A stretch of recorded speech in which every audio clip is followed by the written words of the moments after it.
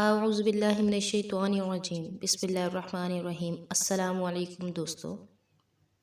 امام شافعی کے زمانے میں ایک خلیفہ نے اپنی بیوی کو عجیب طریقے سے طلاق دے دی اور یہ طلاق بعد ازاں فقہ کا بہت بڑا مسئلہ بن گئی۔ بادشاہ اپنی ملکہ کے ساتھ بیٹھا تھا کہ ہنسی مذاق میں اس نے ملکہ سے پوچھ لیا کہ تمہیں میری شکل کیسی لگتی ہے؟ ملکہ جو بادشاہ کی عزیز ترین بیگم تھیں وہ مذاق کے موڈ میں تھیں۔ وہ بولی مجھے آپ شکل سے جہنمی لگتے ہیں۔ یہ فقرہ سننے کے بعد بادشاہ کو غصہ آ گیا اور بولا میں اگر جہنمی ہوں تو تمہیں 3 طلاقیں دیتا ہوں۔ ملکہ نے یہ سنا تو اس نے رونا شروع کر دیا۔ بادشاہ کو بھی کچھ دیر بعد اپنی غلطی کا احساس ہو گیا۔ اگلے دن بادشاہ سلامت نے ملک کے تمام علماء، مفتی صاحبان اور اماموں کو دربار میں بلا لیا اور ان سے پوچھا کہ کیا اس طریقے سے میری طلاق ہو چکی ہے؟ سب کا باری باری یہی کہنا تھا کہ ہاں آپ کی طلاق ہو چکی ہے اور شریعت کی روشنی سے ملکہ عالیہ اب آپ کی زوجہ نہیں رہیں۔ لیکن اس محفل میں ایک نوجوان مفتی بھی موجود تھے۔ وہ ایک طرف ہو کر بالکل خاموشی سے بیٹھے تھے۔ بادشاہ نے ان سے بھی یہی سوال پوچھا تو انہوں نے عرض کیا جناب یہ طلاق نہیں ہوئی کیونکہ آپ نے مشروط طور پر کہا تھا کہ اگر میں جہنمی ہوں تو تمہیں 3 طلاقیں دیتا ہوں اور ابھی تک یہ طے نہیں ہوا کہ آپ جہنمی ہیں۔ آپ کو اگر کوئی شخص جنتی ہونے کی ضمانت دے دے تو آپ کی یہ طلاق نہیں ہوگی۔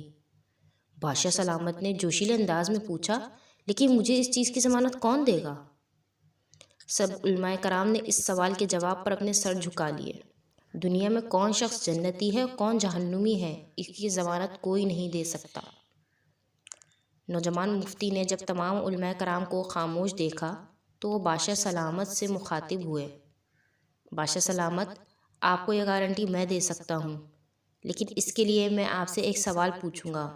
اگر آپ کا جواب ہاں ہوا تو میں آپ کو جنتی ہونے کی ضمانت نامہ دے دوں گا۔ بادشاہ نے کہا ہاں پوچھو۔ نوجوان مفتی نے پوچھا کیا آپ کی زندگی میں کبھی کوئی ایسا موقع آیا تھا کہ آپ گناہ کرنے پر قادر تھے لیکن آپ نے صرف اللہ کے خوف سے وہ گناہ چھوڑ دیا تھا؟ بادشاہ نے سر اٹھایا اور کہا ہاں ایک بار ایسا ہوا تھا کہ میں اپنے خوابگاہ میں داخل ہوا تھا اور وہاں ایک نوکرانی صفائی کر رہی تھی۔ وہ لڑکی انتہائی خوبصورت تھی۔ میں بھٹک گیا۔ میں نے دروازہ اندر سے بند کر لیا۔ میں نے غلط نیت سے اس لڑکی کی طرف بڑھا تو اس نے رونا شروع کر دیا۔ اے بادشاہ اللہ سے ڈرو، وہ تم سے زیادہ طاقتور ہے۔ میں نے جب یہ سنا تو میرے اوپر اللہ تعالیٰ کا خوف طاری ہو گیا۔ میں اگرچہ بادشاہ تھا، وہ لڑکی میرے کمرے میں تھی۔ میں نے دروازے کو اندر سے کنڈی لگائی ہوئی تھی اور اس وقت دنیا کی کوئی طاقت مجھے برائی کرنے سے نہیں روک سکتی تھی، لیکن میں نے صرف اللہ تعالیٰ کے خوف سے دروازہ کھول دیا، اس لڑکی کو جانے کی اجازت دے دی۔ یہ سب سن کر وہ نوجوان مفتی مسکرائے اور انہوں نے قرآن پاک کی سورہ نزات کی آیت نمبر 40 اور 41 کی تلاوت فرمائی۔ ترجمہ: جو اپنے رب کے سامنے کھڑے ہونے سے ڈر گیا اور اس نے اپنے نفس کو خواہشات میں پڑنے سے بچا لیا تو ایسے شخص کا ٹھکانہ جنت ہوگا۔ اس کے بعد نوجوان نے بادشاہ سلامت سے کہا میں آپ کو ضمانت دیتا ہوں کہ آپ جنتی بھی ہیں اور آپ کی طلاق بھی نہیں ہوئی۔